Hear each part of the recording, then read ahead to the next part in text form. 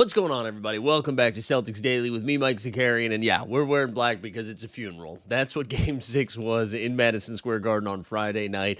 Me personally, I was excited to go out and watch the game, even though I do live in New York. Snuck in, didn't wear some aggressive green colors because I did not want to get killed. If you saw the man wearing the Halliburton Pacers jersey on 7th Ave after the Knicks did send the Celtics home, he was getting bags of trash thrown at him. So you might call me soft. I call myself smart. But man, the city was electric here in New York, and the game was over almost immediately. The Celtics went down early and often, losing 119-81. In the first quarter, it was this kind of back and forth of grossness. You could see the Knicks were a little bit nervous. You could also feel it in the arena in Madison Square Garden. You could sense that the fans were like, "Man, are we really gonna mess this up?"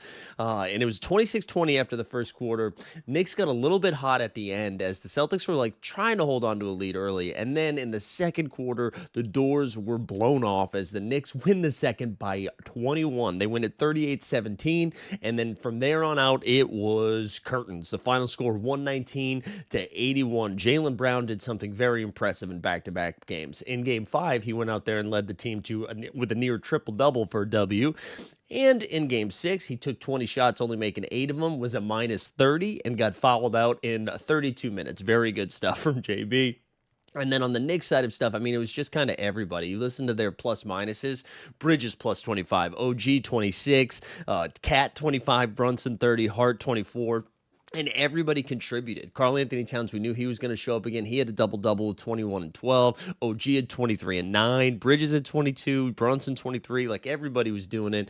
Even off the bench, like Miles McBride was nice for them. Mitchell Robinson did well. Knicks were just like a more complete, more talented, strong, or not even talented, but mentally tougher team and a healthier team. But the Knicks, like, before we talk about anything else, congrats to them. They've done, after, you know, posting a bunch of red flags in the regular season, they've now come out and they've won close games, they've won blowouts, they've done it all. They're now 4 wins away from their first, or going to their first title game since in the late 90s, right? With I think in the shortened NBA season with like Latrell Sprewell, Jeff Van Gundy against who was, I don't even remember who was against, but they lost. I know they lost. But anyways, we're not here to talk about the Knicks, right? We did 2 minutes on them. Congrats to you, whatever. See you later. Happy for you meme, right? But the injury woes continue, and we said this like a couple of weeks ago. So if you haven't been watching, if this is your first video, welcome. Smash the subscribe if you don't mind. But we were saying like Jaylen Brown was not 100%. He was in that Orlando series. It physically looked like his leg was dragging a little bit behind him, and he'd have like small sprints of athleticism, right? Where all of a sudden he'd be like, "Oh, maybe JB's okay. Maybe he's all right." Well, a day after the game, a day after the series ends, reports come out from, I think, ESPN and Ramona Shelburne that Jaylen Brown was playing through a partially torn meniscus. Now, remember when they were saying he had a bone bruise and that's what he was playing through? I don't know if they were just saying that so that we wouldn't be freaked out, or that the other team wouldn't know, or why they went with bone bruise instead of meniscus tear or partially torn meniscus tear, or it got worse throughout the series. But I mean, I know Jaylen Brown becomes the punching bag for both Celtics fans and non-Celtics fans. And non-Celtics fans, whatever, I'm not interested. But Celtics fans who were just so focused on this dude's inability to dribble great with his left hand, or sometimes his decision making. I mean, Jaylen Brown is a dog. All right. He is an absolute dog. He plays through everything. We just saw him do this in the postseason, right? Where he plays through this, like an injury that usually requires surgery. Definitely like 6 to 8 weeks rest, right? I just want to rattle off some numbers for you about our guy JB, okay? He played 63 games this year, 70 last year, 67 before that, 66 before that. He plays, man. And like in the era of like load management and like stars not showing up, JB comes day in and day out. On this season, he ended up, and again, people think he had a down year after winning Finals MVP and Eastern Conference Finals MVP. He averaged 22 points, 6 boards, and over 4 assists a game, shooting 46% from the field. Now, his three-point field percentage went down a little bit at 32, but still, Jaylen Brown is an NBA All-Star, and people are so quick to have him be the scapegoat. And when you like look back at this postseason run, man, the injuries were all over the place, and the fact that the Celtics were even like they just admirably defended the title, in my opinion. Like, no, they didn't get out of the second round, but they left it all on the floor. You had Kristaps Porzingis, who, like, why do we not know what he has? Why do we not know? It's so bizarre to me. I've heard rumors of bronchitis. If you're on Twitter or social media and Reddit, you're probably seeing other rumors, but like, I don't understand how no one knows. We're in the city of Boston with the best doctors in the world, and you're telling me nobody can tell me what's wrong with the Zinger, and the fact that one day he can't breathe and the next day he can play. I don't understand. But you had your top three guys not healthy, right? Tatum, catastrophic injury. Porzingis, like in and out of the lineup. I mean, he was getting benched for Luke Cornett and Nehemias Queta. And then Jaylen Brown playing on one leg. I mean, Derek White was the only guy that was 100%. Even Drew Holiday, he suffered, what was it, the quad or the quad, I think, strain. Which, quick tangent, Oklahoma City Thunder blew out the Denver Nuggets, but I just want to give some love to Aaron Gordon, who earlier in the morning before the game started, they said he was ruled out for the entire playoffs with a grade 2 hamstring sprain, and then he played yesterday. Like, what a dog. But anyways, back to the Celtics. It sucks to go out that way. You want to be healthy. You want to feel like you gave it your best, but injuries are a part of the game. You look around the landscape of the NBA right now, right? You saw the Cavs were without, like, Mitchell got hurt. Mobley and Garland missed games. You in the Lakers series, well, no, they were healthy. They just don't have a center. But the Warriors without Steph Curry, like, injuries are just a part of the game. It's a battle of attrition, and everyone is going to say they need to less NBA games, less regular season games, so their guys are healthier.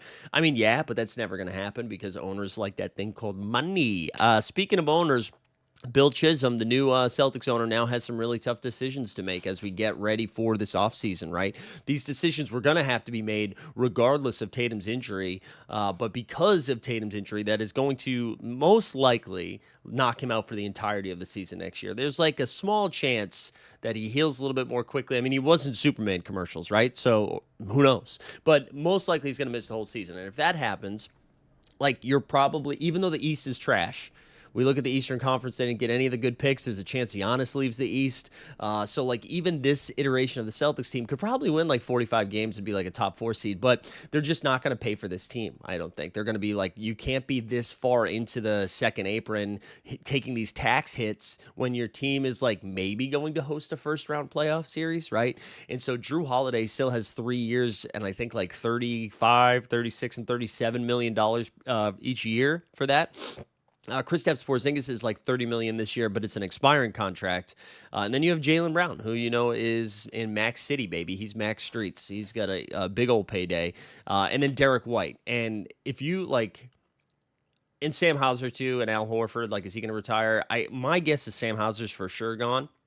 I could see Al staying, but that's not going to be enough to, like, do some cost cutting. So my guess is one of Drew Holiday or both Drew Holiday and Kristaps Porzingis are on new teams next year, which, sucks. Like, I know Holiday's getting older and Porzingis, like, was pretty frustrating with this medical stuff that he's been dealing with. And of course, I hope he gets better soon. Both of those guys have been, like, true Celtics. I mean, they won a title. It's hard to have nothing but love for them when they come in and bring you a chip, right? But would have loved to have seen them, stay around. But I just don't think financially it's going to be responsible for Celtics and their management to do that.